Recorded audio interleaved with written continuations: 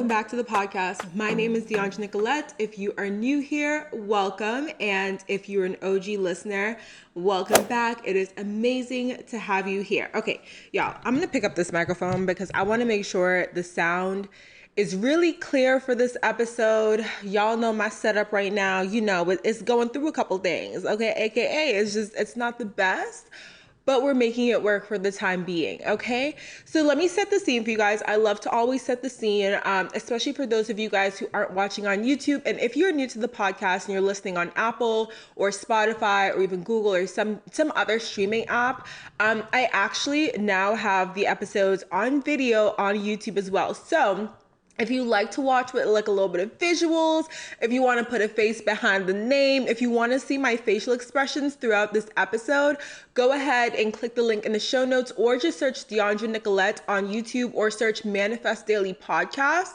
and you will be able to find these episodes. So let me set the scene. Like I said, it's currently Wednesday, July 31st, you guys, and it is in the morning. It is 8:44 a.m. So I woke up early to get ready to film, to do this episode for you guys right before work. And it's so funny because it's not funny at all. But I don't know if y'all could tell, but I am a little bit sleep deprived. Okay, baby, I did not sleep well last night. So I've mentioned this on a couple of episodes in the past before, but I will get downloads often at night. I love to apparently get downloads in the middle of the night, typically around 3 a.m. Let me shuffle a little bit. I want to kind of adjust so you guys can see me better. But yeah, so I typically get downloads in the middle of the night. So what happened last night is that I woke up around literally 3:33 a.m. And I woke up, I went to use the bathroom, and sometimes I get scared to like wake up and use the bathroom in the middle of the night simply because I have nights where I go back to bed, I go to sleep, and it's no problem. I can like fall asleep right away. And then other nights I'll like go back to bed and just like, it'll just be thoughts, like a million thoughts a minute. And last night was one of those nights. So I literally found myself channeling through so many ideas for Manifest Daily. I found myself like literally writing notes in my notes app, because like what I do is I keep my phone by me when I sleep. And so typically if I wake up in the middle of the night with these like channeled ideas, I just open my notes app and I jot them down.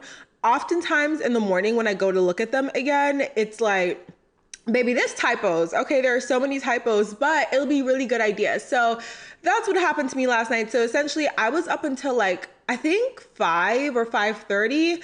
That's the last time I remember looking at the time to see what time it was, because I feel like that also puts pressure on you to like go back to sleep when you know it's like getting super late or like super close to the time that you have to wake up, but you're still awake.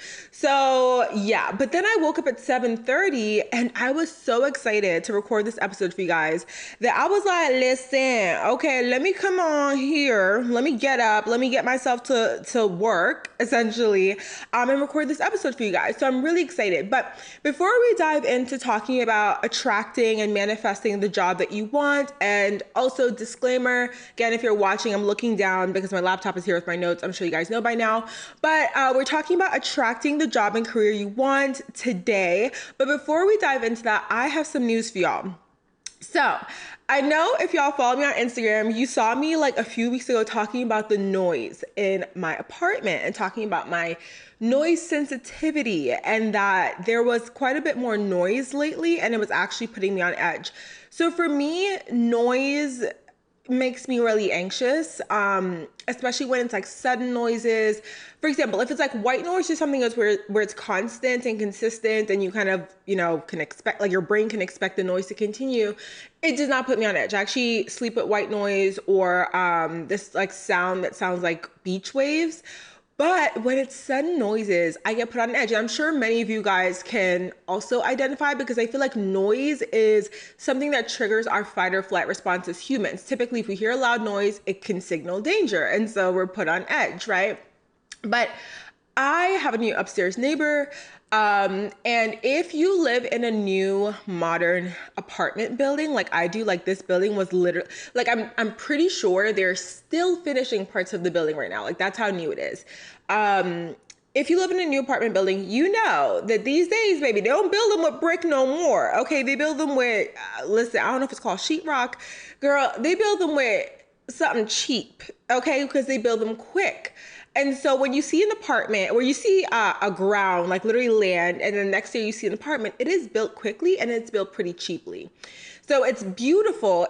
I love my apartment in terms of the finishes, the look and feel, all that good stuff. But noise comes through really easily from the upstairs neighbors and from the neighbors next door who have a dog that loves to bark at night. So basically, for my sanity, for my peace of mind, for my work, because I do work at home in addition to living at home, I will be moving. This was not an easy decision to make because obviously I have uprooted myself so many times in the past 2 years. In June or past 1 year, wow, that's literally wild. June 2020, I moved to Newark, New Jersey. February 2021, I moved to Dallas, and now it is July. I almost want to say June. It is July 2021, and I will be moving again. I'm staying within Dallas, you guys. So I'm not leaving Texas. I'm not leaving Dallas. For those of you who are like, this girl just moving states like she crazy. And if I was, it wouldn't be no problem because baby, live your life. Okay. But I am going to be staying within Dallas. And I want to tell you guys the story of where I'm moving really quickly because it's so filled with synchronicities, and I want to kind of illustrate, the funny, the humor, I guess, of God in the universe, and not even the humor, but the true nature of how everything really works and how everything is truly, truly connected and working in your highest and best favor. So when I was touring apartments, I actually came to Dallas for about a week. It was maybe 5 or 6 days in February, January, end of January, early February of this year to tour apartments before I moved. And I looked at a couple different ones. I want to say I looked at like maybe 5 or 6 different places. Most of the places I looked at were like where I live now, super modern, newly built, all the nice, the wood flooring, like the fancy finishes, all the things, the amazing amenities, the big pool, the conference room, the gym, all the things, right? All the things that I think when you're going into an apartment as a young person, you kind of look at because those are the things that are like really fun to have in your place of living, right? And so I looked at a lot of places like that, but there was this one place that I looked at that was different from the rest because it was actually a much older community. One, it was out in the suburbs. I'm like doing weird things with my fingers. One, it was out in the suburbs. Two, the buildings, right? Because the way it's built is not like it's a giant apartment building. It's actually built in a way where it's almost like 2-family homes. So if you've ever seen a 2-family home, basically a 2-family home is where like on the first floor, there is a whole entire apartment. So everyone has their kitchen, their bedrooms, all the things. And on the second floor, it's like a separate apartment. So you have 2 families that are living atop each other, but there's no one to the side of you, to the left of you, or to the right of you. And so this apartment, it's a bunch of different, or this community rather, it's a bunch of different apartments that's like that. And it was very old, or not very old, I feel like that sounds so bad, but it was a little bit older, right? And it had that character, right? If you ever go to a place like where I live now, it doesn't have a lot of character. The finishes are very, what I like to call the trendy minimalist chic, right? You have a lot of white, you have a lot of matte black, like so the farmhouse chic style, which I personally love. I love that style, but it doesn't have a lot of character. But this other place I looked at had all that character, and it was for some reason, I found myself really, really drawn to this place, even though it wasn't like this newer building or anything like that. And so I actually had that as my top choice. And then a couple different things happened where I ended up speaking to someone from this building before I spoke to the person from the other building with like the lease link or the link to apply to the apartment. And so I ended up applying to the apartment that I live in now, and I ended up getting the apartment that I live in now, and I kind of just forgot about the other one, right? So it's so funny because things are so full circle that in my journey, right, let me actually put my phone on Do Not Disturb. In my journey to look for a space this time, I found myself looking at townhomes. I found myself looking at houses to rent. And this apartment, this community came up again because of the nature of the homes, how they're built, how it was a little bit older, how it was out in the suburbs, so it's a little bit more quiet because right now I live literally like right by downtown. It was going to be a little bit more quiet. So it's going to fit essentially what I was looking for in terms of a home to be a little bit more peaceful. And so I ended up going back to the apartment. I ended up touring and I fell in love again. I was like, it just has such a homey feel. Like there's a fireplace in there, guys. And that's, such a basic thing. But for me, it just gave me like very homey vibes, like the type of place that you could like really, again, feel at peace in. And I was like, okay, I want to apply. So I was chatting with the woman in the office who was giving me all the information about how much the rent would be, like what's available for what I wanted, because they literally only had one unit that was like, well, actually, first they didn't have the unit that I wanted. They had something that was like bigger than what I wanted. It was still a 2-bedroom, but it was a little bit bigger. And I was like, I'll take it. But I was chatting with her, and one of the things came up is I asked about the income requirements, because obviously if you guys, have ever applied for an apartment, you know that typically apartments will ask you to supply your income. They want to make sure that you can afford to live in the community and that you're not going to essentially default on your rent because you can't afford it. And so I asked her about the income requirements, and she told me what they were. And it's kind of funny because I did the math, and if I had applied to this apartment back in February, I would not have been approved based on my income. But I actually got a raise quite recently, and what happened is I am now at a place where I can afford to live at this particular community. And it was such a really simple thing, right? But I think it just shows the full circle moment of how everything is connected and how everything works, because you guys, it's like a full circle moment where I was led right back to the same community that I was looking at in the first place, the same place where I felt this homey vibe, the same, like it was just kismet, really. But now I was brought in with the circumstances that I would need in order to be able to get approved for this apartment. I didn't know before the first time I applied that I wouldn't have made the cut based on my income. I actually didn't know that, but clearly that would have happened, and I ended up here for a reason, and now I'm ending up there for a reason. So I just kind of want to point that out. And the other like synchronistic thing that happened was that, like I said, they only had a bigger 2-bedroom that was available at the time for what I needed, because I kind of want to move like ASAP. Like it's kind of like a quick thing. And they only had one thing that was available. And later on that day, so I applied, and the next day I actually went to the website because I was looking up floor plans again. I wanted to see the floor plan of the apartment that I actually would be in. And then I actually saw another floor plan, and I have the video in my phone of when I toured this place back in February, and it's the same floor plan that I toured. So I saw it on the website and it said available, which is weird because it wasn't available the other day. So I called the building and I was like, hey, I see this floor plan's available. And she's like, oh, wow. She goes, this just opened up. And she's like, you're literally the first person to call, but I guarantee you other people would have called because that layout goes so quick here. People really love that layout. And I'm like, can I switch from where I would be in September to having this particular place, and it would actually be available sooner? It'd be available at the end of August. And she was like, yeah, we can switch you. And on top of that, y'all, it ended up being cheaper. So I was like, yes, switch me over, switch me over, switch me over. So I just kind of wanted to like tell you guys that because one, I'm going to do moving vlog. I want to kind of show you guys where I'm going. I want to bring you along on that part of my journey as well, because it is something that I've manifested and something that's come full circle for me. But two, I also want to let you guys know that I did film a house tour for where I live now, and I'm going to have that up on Friday of this week. So you guys can look out for that.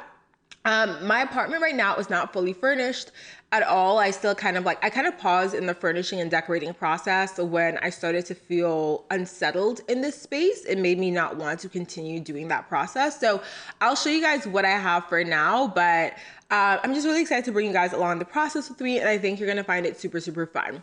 So now that we've done like a literal 50-minute intro, oh my gosh, I feel like I should be embarrassed, but I know you guys really like just me chatting because hello, like it's a podcast, like y'all love it. I love it. Y'all know I be chatty. Okay. I be chatty Kathy. I want to dive into what y'all came here for. Okay. What y'all came here for.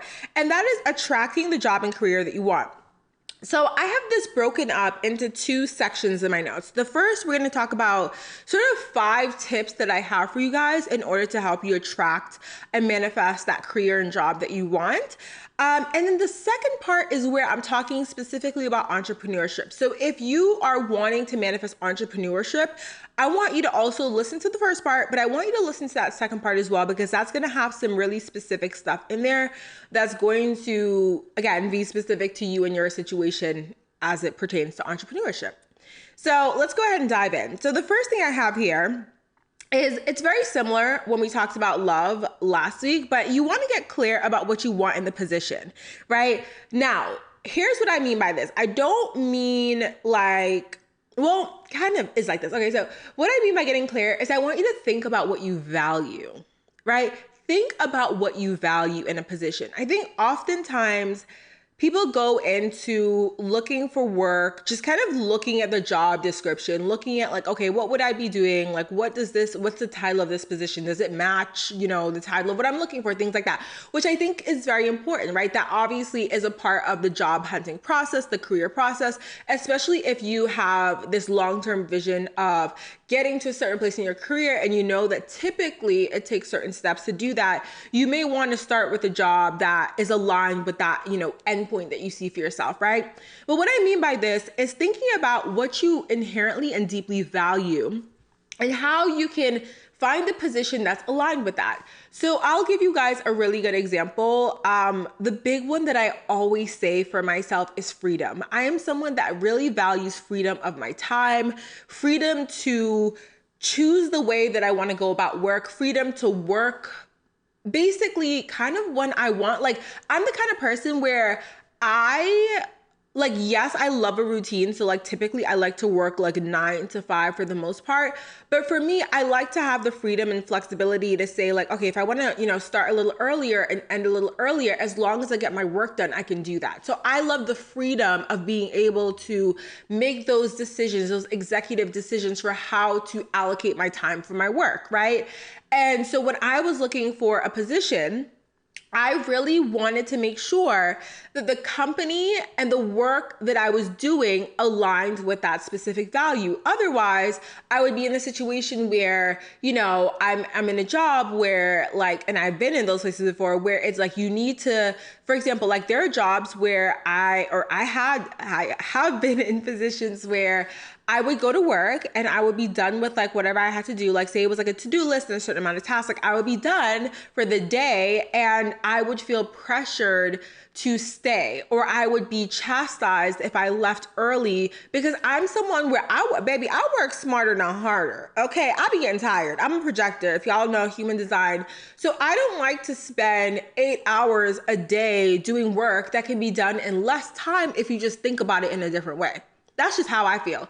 So think about what you value. Think about, is it, and I think for a lot of people, it is their time, right? For a lot of people, they don't want to be sitting, at a certain space for however long doing work that they don't feel aligned with. For a lot of people also, we're now seeing that remote work is so huge, right? It's getting, more popular now. And I think because companies are realizing like people are still getting work done when they're doing it from home and sometimes even being more productive because they're able to work in an environment that is a little bit more conducive to their work style.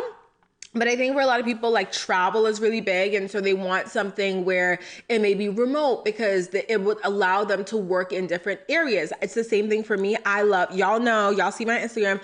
I love to go to coffee shops to work. Like I like to switch up my location. I have my office here at home. I have the conference room downstairs in the apartment building, but I also love to go to like a Starbucks or a local coffee shop and just like sit down and switch up the environment and be around the buzz of other people. Today, after I record this, I'm actually heading off to Barnes & Noble to work. And then I was like, because Cheesecake Factory is next to Barnes & Noble, baby, I'm treating myself to lunch. Yes, ma'am. Drake said it. I forget the line right now, but y'all know Drake said something about Cheesecake Factory. And so I'm listening to my man's Drake and I'm heading to Cheesecake Factory to get the miso salmon for lunch, the lunch portion, not the dinner portion. Actually, I might get the dinner portion so I can have leftovers. I think I might get the dinner portion and the Oreo Dream Extreme cheesecake. Yes, I have this all planned out because that's who I am as a person when I go to restaurants. I like plan it out. And Cheesecake Factory is like my favorite. So yeah.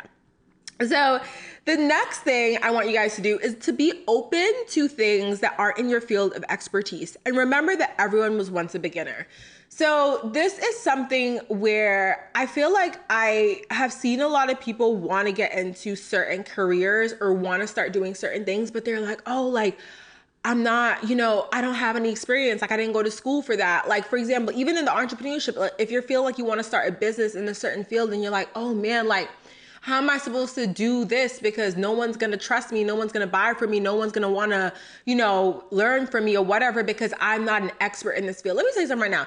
Everybody started at zero. Like no one pops out the womb, a newborn baby, knowing how to like do marketing or knowing how to be a therapist, or like they don't pop out the womb with a PhD. You know what I'm saying? Like we all got to learn and we all got to start somewhere. And so what I always tell people is like, yes, one, be open to different fields. So for example, myself, I went to undergrad for psych and sociology.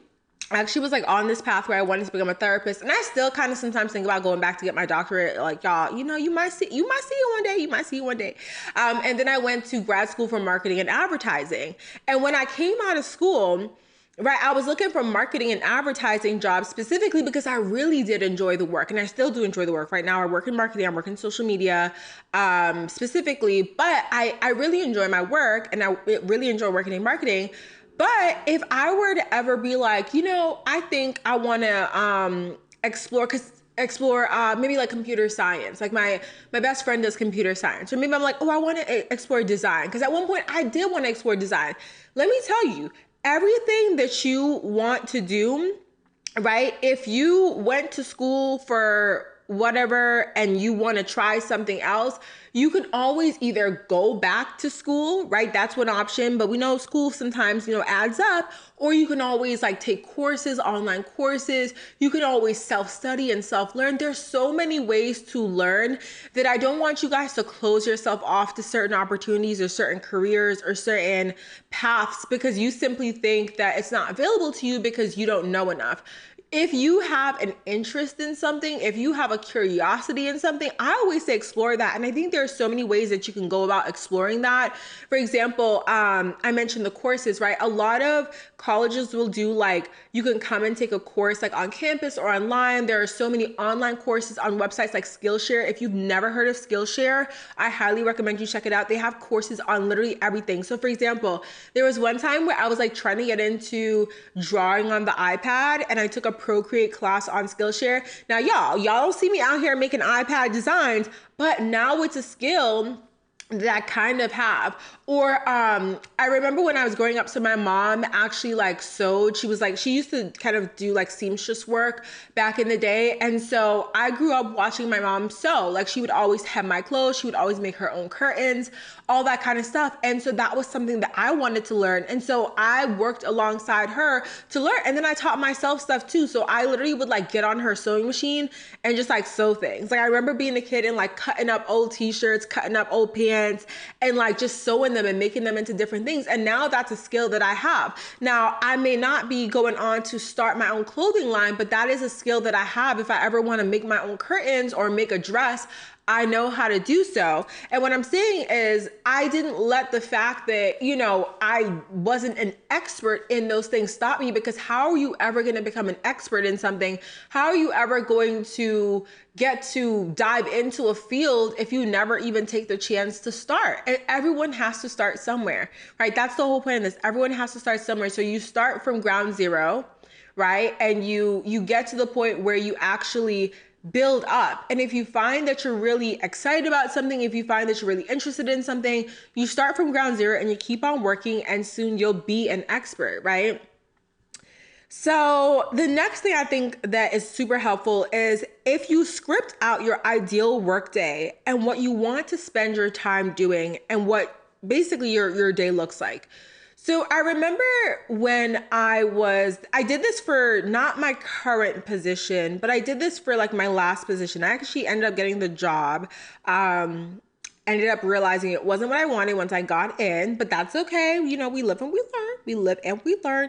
But I do remember scripting out my day and kind of thinking about like what that would look like, because I feel like this is such a fun exercise because you get to see what's actually important to you that like maybe you wouldn't have thought, right? So I remember when I did this exercise, I like wrote out things like I wanted to have like a slower morning where I could do like a morning routine and have a coffee. I wanted to be able to have a long enough drive where I could listen to a podcast, but a short enough drive where because I don't like to drive for too long. So I didn't want like a 45-minute drive, but like a little half an hour, 20-minute drive would be enough to give me, you know, be able to like listen to my podcast. I wanted to be able to be in a role where my ideas were valued, right? I imagined myself being in meetings and being able to voice my ideas, communicate my thoughts without being, you know, looked down upon, and things like that. I wanted to be able to be in a position of leadership of some sort, right? To be able to have influence and have a say as to what campaigns were created, how we went about campaigns, how we picked influencers for certain things like that. So I remember like detailing all of this in like a day in my, basically like think about it like you're doing like a day in your life vlog, except you're writing it, okay? And I literally did that, and it helped me actually call in this one position that I you know ended up again seeing wasn't right for me once I was in the job. But like I said, that's okay, because you know what you know and you don't know what you don't know until you're in the job and you actually see how it is and how the vibes are and stuff like that. But I would really encourage you guys to do this, because by scripting out how you want your day to go and thinking about it from that kind of like higher level, you can see basically what are those little things that really matter to you that maybe you didn't identify when you first thought about your values. So for example, something like the podcast, right? Something like me thinking about my commute and thinking about having this commute where I'm driving along, going to work and listening to a podcast. That wouldn't necessarily be something that I would think about when I think about what I value, right? Because when I think about values and work and I think about my job and how that aligns with my values, I'm thinking of the bigger things like, again, time and freedom and the remote aspect, like freedom to work from wherever, freedom to kind of have autonomy over my schedule, things like that. But I'm not necessarily thinking like freedom to listen to a podcast. Like I'm not thinking about it like that. But when you do your scripting out of your day to day or a day in your life going to work or having this job or running your business, right? If we're talking about entrepreneurship, then you really start to one, identify like the little things that matter to you. But two, I think if we're talking about entrepreneurship specifically, you start to identify like the kind of clients that you want to work with, like the type of people that you want to work with. For example, if you're going into entrepreneurship or you are in entrepreneurship and you're trying to, you know, script a certain type of reality for yourself, like you might start to realize like, oh, I want like clients that are like my friends. Like they have similar qualities and traits as my friends. Or maybe you don't. Maybe you want some clients that are like, you know, very like cut and dry, like there's no blurring of the relationship lines there and they're just a client, that's it. Like, I don't know what you want, but I think scripting it out and allowing yourself to like write that down in detail really like helps you get clear on what it is that you want and what it is that you value, and not just on the bigger, higher level, but also on those details as well. So the next thing is you need to express gratitude for where you are in work now. If you want change, that's okay. But remember, at some point, you want it to be where you are now. So honor that as you manifest the next stage. This is so important. I always say this is important no matter what, whether you're trying to manifest, you know, a different home situation, whatever you're trying to manifest, you need to be grateful for where you are now and what you have now. So again, going back to the job where I had manifested this amazing job. At the time, it was an amazing job, you guys, amazing company, well-known globally, like super fun. I'm sure if you've ever been on my LinkedIn, you know what I'm talking about, girl. But when I got into the company, I realized that the company culture was not aligned with me. So there were a couple of different clashes there between how I was as a person, how I like to work, and how the company culture was, and how my manager liked to work and things like that. And it became very apparent to me that while the work itself was fun, I wouldn't be able to last a long time at that place without getting seriously burnt out or without slipping into a depressive state that I'd slipped into before at a job where it wasn't aligned and it was actually pretty toxic for me. So I knew I had to leave pretty early on. And it was kind of hard because I'd gone through such a rigorous interview process. It was like 4 different interviews. It was just a lot. Like it was a really rigorous, actually it was 5 because I had an interview with the recruiter too. So it was like 5 different interviews. It was a crazy long process. So when I realized that I had to leave, I also made sure that I was feeling gratitude for where I was. So I knew I wanted to move on. I knew I wanted to find something else. I knew I wanted to kind of get to whatever the next step of my career was, because this wasn't it for me. But I also was like, you know what? I'm not going to hate on where I am now, because guess what? 2 months ago, 3 months ago, right, when I first got the message or the email that I was being recruited for this position, that this company wanted me, I was ecstatic. I remember sitting up in my parents' like kitchen area on my laptop at our little like bar table. What is it called? Like a bar stool stand situation area in the kitchen, fixing out my resume, writing my cover letter, telling my mom, let me read you my cover letter real quick. I was so excited, right? At one point in time, that position, that everything that came with it was something that I wanted. And I think often when we get into a certain situation that we've manifested and it isn't what we want, we realize like, ooh, actually, I don't really want to be here, or I don't really want this relationship, or I don't really want this thing. I think it's easy for us to forget the state of mind that we were in before, right? We forget how much we wanted that thing. We forget how like the nights that we stayed up waiting to know if we got that thing.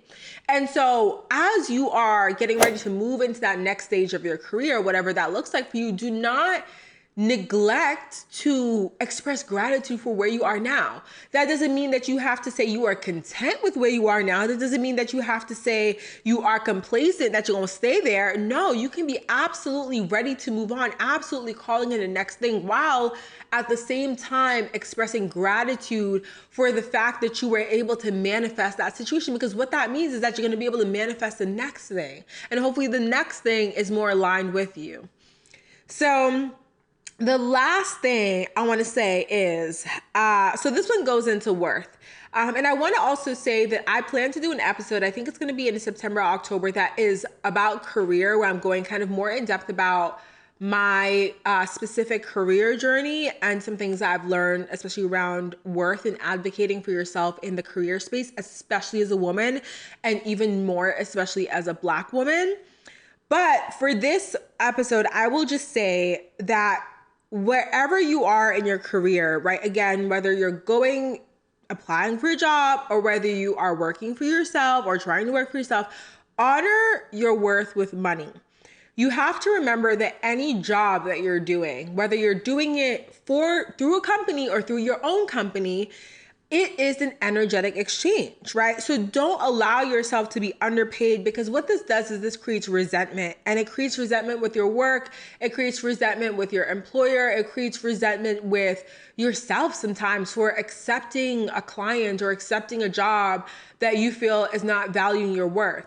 It is sometimes a hard thing, right, to advocate for yourself when it comes to money. I think especially when you are given the opportunity to work with a certain client, especially if you're starting off as an entrepreneur and maybe it's your first or second client, maybe you do need that client, right? You're sort of in the feast or famine mode and you're like, baby, I need this client. I'm trying to get some groceries. I understand, because I have been there and I have completely undervalued my worth and my work. I was freelancing for most of last year in 2020, and I remember at one point having so many different clients because I wasn't charging a lot. And so in order to hit the income goals, I had to have more clients, and got to the point where I was making like a good amount of money, but I was so burnt out because I had so many different clients, versus if I had honored the value of the work I was delivering. When I tell you the caliber of work, baby, listen, what agency? It's Dheandra, baby, okay? So value yourself and value your work, and don't let these companies, don't let these clients underpay you. I promise you there's gonna be another company There's going to be another client that can see the value that you bring and can pay and will be happy to pay you what you want, what you're demanding. And like I said, I know it can be hard when maybe you're in the job hunt for a while, or maybe you're working with clients and you know it's your first or second client. But you have to kind of find that good balance, because once you start allowing yourself to be underpaid, it creates a ripple cycle or ripple effect where you're going to continuously allow yourself to be underpaid. You're going to take on another client that's going to underpay you. You're going to take another job. So you want to kind of stop that as soon as you can, identify it, and try to do what you can to offset that, just because, again, it just does not create an equal energetic exchange, and it creates a situation where resentment and bitterness can run rampant.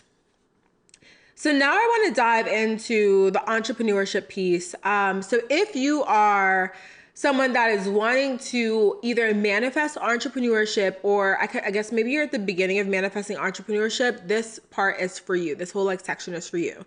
So I want to start off by saying that entrepreneurship has become a really big buzz lifestyle lately. I feel like a lot of people are like, I don't want to work for nobody. I don't want to work for someone. I want to work for myself. I don't want to work for nobody. Listen, I feel like that is a completely valid thought to have. I think if you have been in a lot of toxic work situations, of course, you're scarred. You're not going to want to work for anyone. You've only experienced really shitty work situations. So you're not really going to want to head into, another work situation if you feel like it's going to create the type of feelings and emotions and trauma that the other situations have created for you. I completely understand that.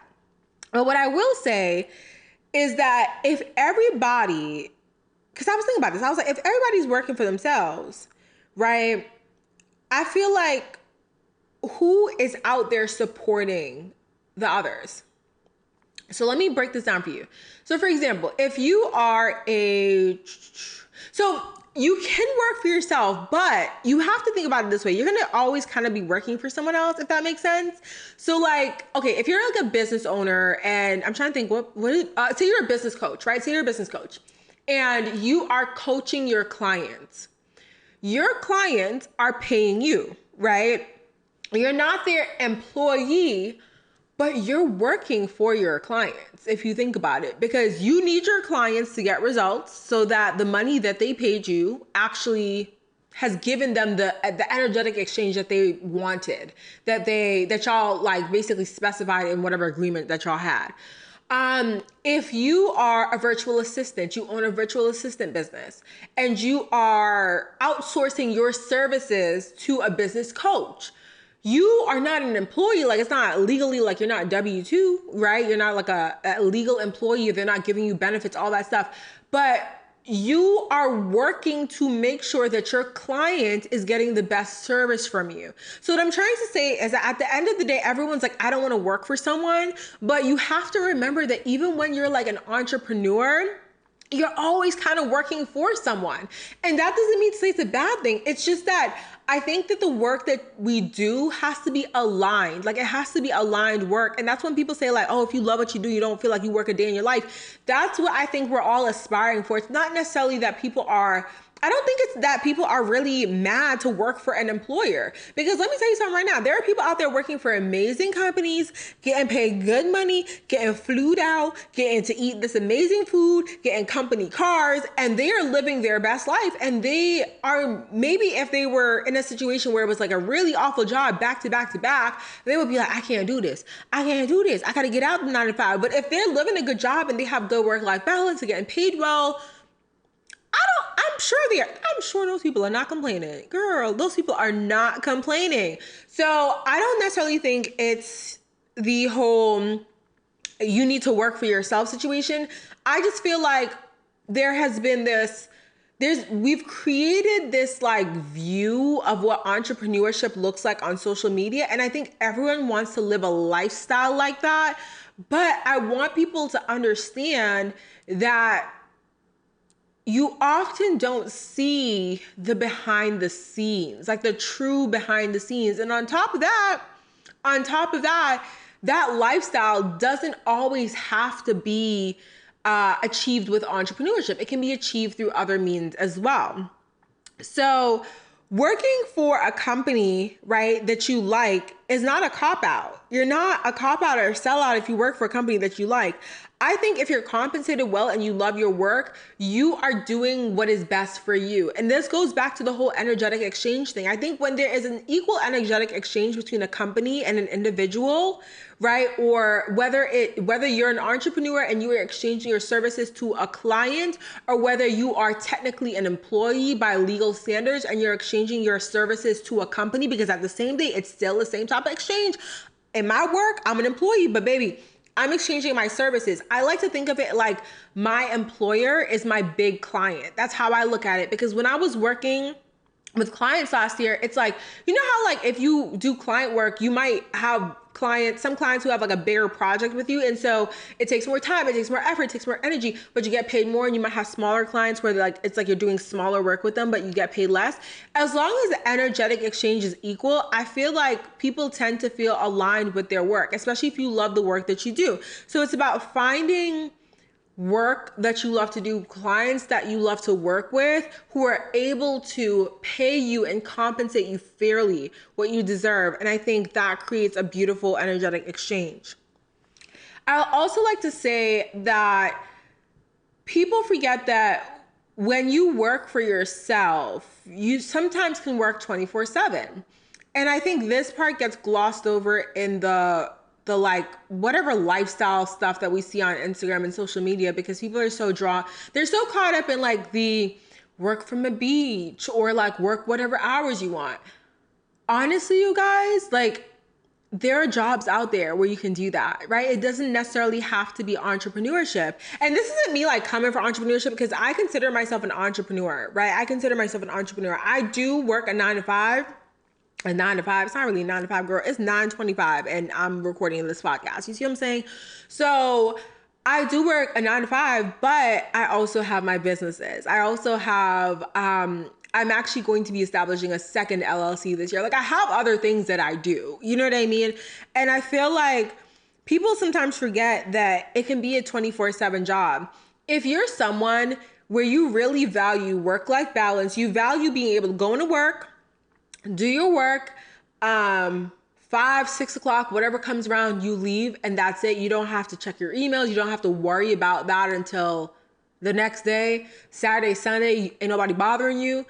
Then sometimes a standard or traditional 9 to 5, where one, again, you enjoy the work or you don't mind the work.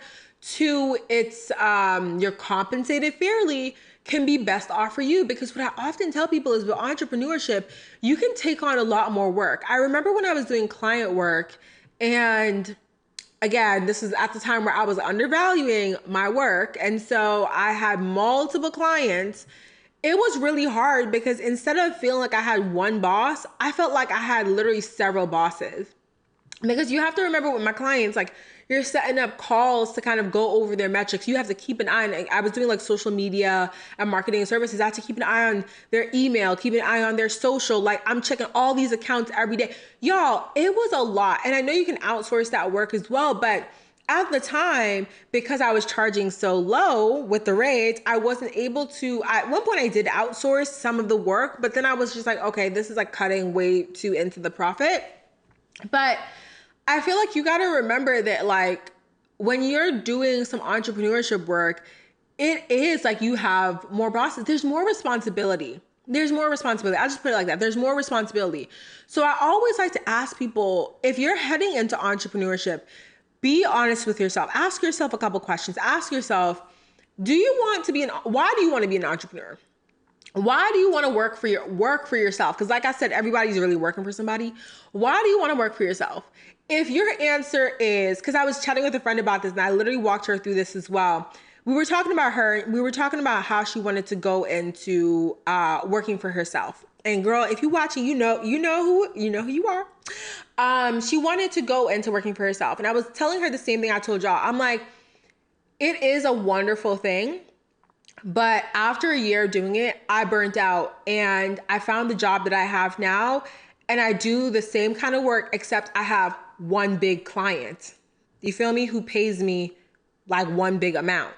And I work on that one big client, which is nicer for me because I can put all of my focus in terms of client work onto that client. And then every other part of my brain, every other part of my, or all the other energy and time that I have can be reserved for my business and my stuff versus having to like focus on multiple clients and my business and my other stuff I'm doing.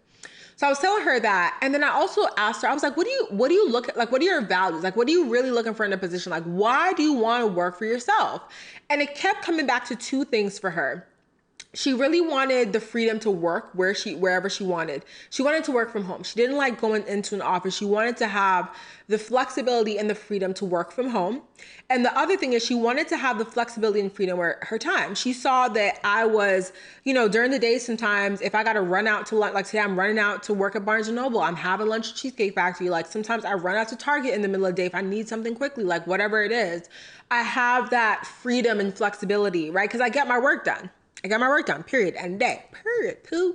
Okay. And so she saw that. And so those were kind of the two things that we identified. And I said to her, I said, well, I do that at my job, right? And it's not working for myself. So not to discourage her from going into business for herself, but I also wanted to kind of say, I'm like, okay, there's two ways you can look at it, right? You can go into entrepreneurship, you can build that business, you can work for yourself, you can build up your clientele, you can get to the point where at the end of the day, being a business owner does pay off really well because you can make so much more. Your income isn't necessarily capped. You're not limited to a 5% raise each year. You can really build equity. You can really build monetary gain a little bit quicker in some ways, right? But what a lot of people fail to realize or fail to understand or even think about is that you don't know how long that will take you. For some people, they go into business, they put in a lot of sweat equity in year 1, year 2, they're at $500,000 in revenue. For other people, they work for themselves for 5-10 years and they're making a decent amount. Like they love what they do, but they're not a millionaire by any means. They're living a decent life. They love it. But that's what it is. So you have to kind of ask yourself, am I willing to go into business knowing that I'm going to have to work really, really hard? I'm going to have to work sometimes past the 8-hour mark on each day to build my business, not knowing when it's going to take off. So we talked about that. And I was like, when you go into a company, right? And then one of the cool things about working at a 9-to-5 that's aligned for you is that you can have that stable, and I'm putting these quotation marks on stuff because we be saying these words, but really nothing is fully guaranteed in life. But you can have that stable income coming in. And if you find a job that's aligned with you, and I was telling her, I was like, you can find remote work. You can find a job that allows you to do exactly what you mentioned, because I do that, right? And I get paid to do what I do. And you can build your business on the side. And I think what that allows you is peace of mind. Because I remember at one point in time where I was out of work. This was around 2018. Like I had a couple months where I was out of work and I was trying to build my business to get it to sustain me, to get it to income, to get it to like a certain income so I could sustain myself. And it was the most stressful thing ever. I was putting so much pressure on myself and my business to grow at a rate that it wasn't ready to grow at. And I think that can be the hard thing is when you're going into business and you're trying to get to a certain thing, like if it's in the cards for you, it'll grow at that rate. But sometimes it takes longer. And if you're not prepared to work for a few years with honestly very little monetary gain, then you might be in for a really rough time if you head into entrepreneurship and you're seeing all these people on Instagram who are talking about 6-figure businesses, which I'm like, I don't know. That term has now become, I roll my eyes, to be quite honest with you. And if you love that term, you love it. I just personally, I feel like it's weird now. It's kind of giving me cult vibes. I don't understand, but I feel like everyone's trying to have this 6-figure business. And it's like, first of all, also you got to remember, if your business is making 6 figures, you're not making 6 figures, your business is making 6 figures. So if your overhead is like 90 grand, you made 10,000, just tossing out some math for y'all. Anyways, but I feel like everyone's just so we're all bombarded with these images and these videos and these people telling their story of how quickly they built this business. But you don't often hear about the people who had to grind for like 10 years before something took off. And I feel like we just got to remember that that is a possibility for us. Now, that doesn't mean to say limit your thinking, and I'm just saying being open to the possibilities. But when you're open to the possibilities, you also have to be open to the possibility that it could take off in 1 year, or it could take off in 10 years, or it could never take off. That's another possibility as well. So I feel like when it comes to entrepreneurship, identify what it is about entrepreneurship that you really want. If it really is that you have a business idea that you are so excited about, like y'all, when I talk about my skincare, baby, you gonna see that skincare coming soon. Okay, drop in 2021. I am so excited about that. I know it's gonna be like, honestly, with all the stuff that I have to deal with the skincare so far, there have been a couple bumps in the road. But I am so passionate about the project, passionate about the product, passionate about the brand that I will be building, that I know that I want to build that business. If it takes me 5 years, if it takes me 10 years, this time around, I'm ready to commit the time to see this vision to life. If you're not ready to commit the time, if you're not ready to commit the sweat equity, if you're not ready to be, dealing with suppliers or clients at certain times, or having to set boundaries with them because they don't realize that you got boundaries for when you're going to work, then I think you should really ask yourself what it is that you want from entrepreneurship. And if it's simply, because for a lot of people, when I ask people, a lot of people want freedom to work from home and freedom with their time. There are jobs that can give you that, and there are jobs that can give you that with a certain amount of income so that you can build your business on the side without putting pressure on your business to grow. Because I will be honest with you, sometimes, and this has been the case for me, and it might be the case for you, if you quit your job or if you go head first into a business and that business is not enough to sustain your lifestyle, and you start to feel pressure to make the business take off faster than that it's taking off, sometimes that will be the downfall of your business, because it will kill your passion. It will make you resent your business. It will make you resent your decision to quit your job. It will make you resent everything, because now you have this business that's not bringing in the money you need to sustain your lifestyle, and you're panicking and you're trying to tread water. You cannot be in survival mode and also trying to thrive, trying to make a business thrive. Because baby, if you're trying to put out fires and trying to figure out how you're going to pay your bills, how are you also going to be sitting here like thinking of creative ideas to grow your business? You're not. You're going to be thinking of desperation attempts. You're going to be putting a lot of desperate energy into your business. And that is the fastest way to kill a business. That's the fastest way to kill anything, is desperate energy of needing something to happen quickly. I'm telling y'all from experience. So I don't know what the second part of the entrepreneurship rant was kind of about, but let me see. I'm trying to think of, yeah.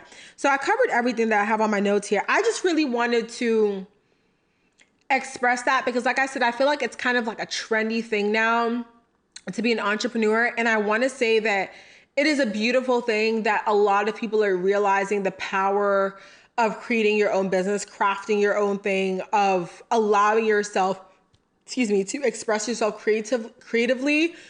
But I also want to say that if you're going into entrepreneurship thinking you're going to work less upfront, you're going to get paid more upfront, I'm going to need you to, as much as I'm so for the big visions, I'm also, y'all know I'm very grounded. I'm going to tell y'all like it is. Okay, I'm very, very grounded. I really like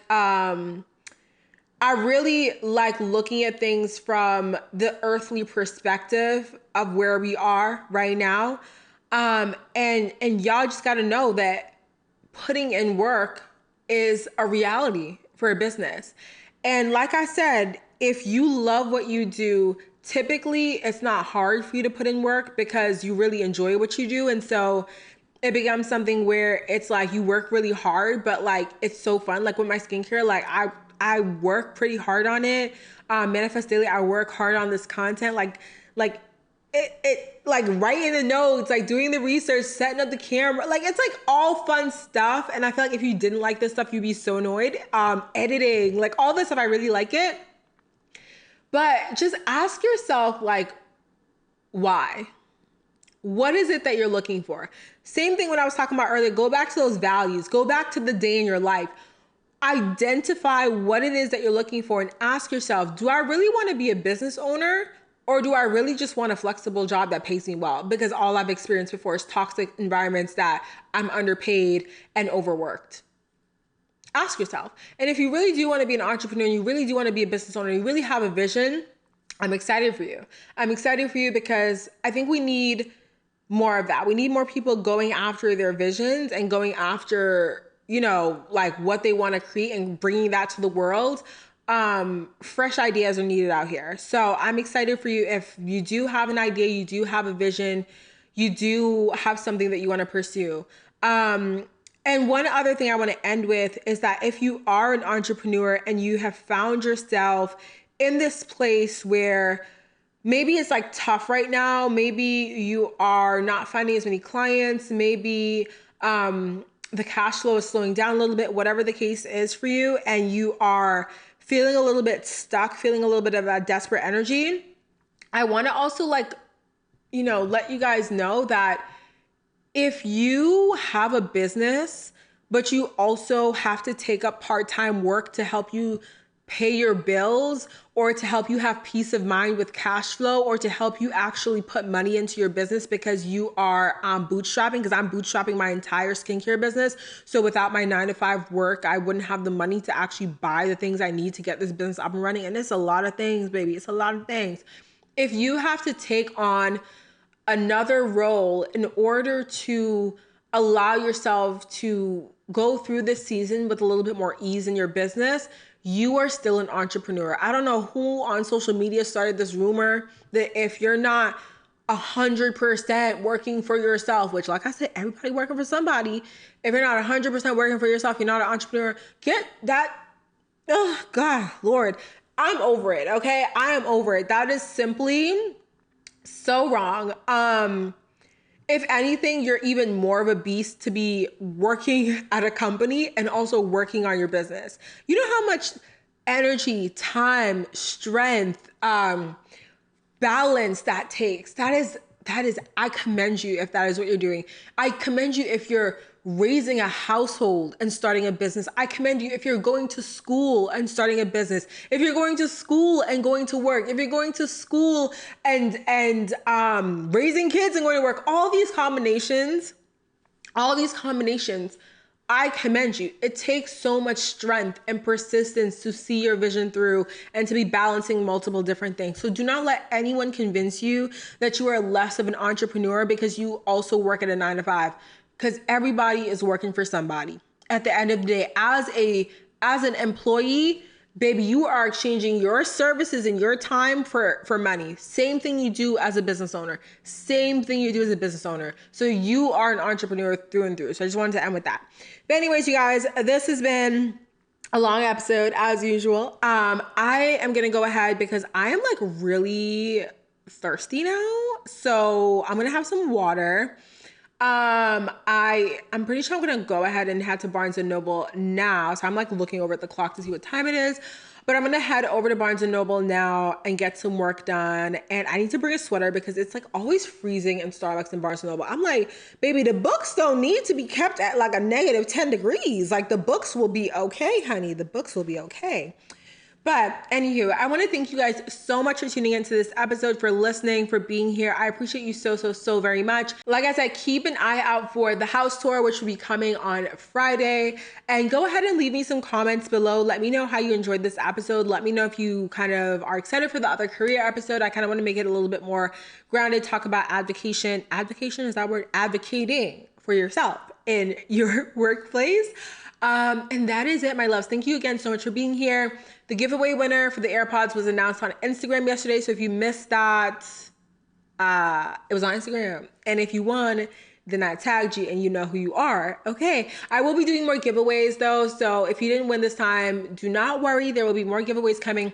I would love to get this channel to 1,000 subscribers by the end of this year, which we can absolutely do. I feel like that's such a small goal to set. Can we get to 1,000 subscribers by the end of Q3? Q3 ends in, let's see, July, oh my God. January, February, March is Q1. April, May, June is Q2. July, August, September is Q3. So the end of September, can we get to 1,000 subscribers by the end of September? Please, if we do, I really want to do like a really big giveaway. I'm trying to decide like what I want to give away, but like I want to do some, you know what I'm saying? So subscribe. Okay, give this video a thumbs up if you enjoyed, and I will see you guys, chat with you guys in the next one. And also, if you're listening on the podcast version, and I've been talking about like subscribing for the millionth time, feel free to go to YouTube and subscribe on there as well. But thank you guys so much for tuning in. I will chat with you guys in the very next episode. I hope you have an amazing day and an amazing week, my loves. Bye.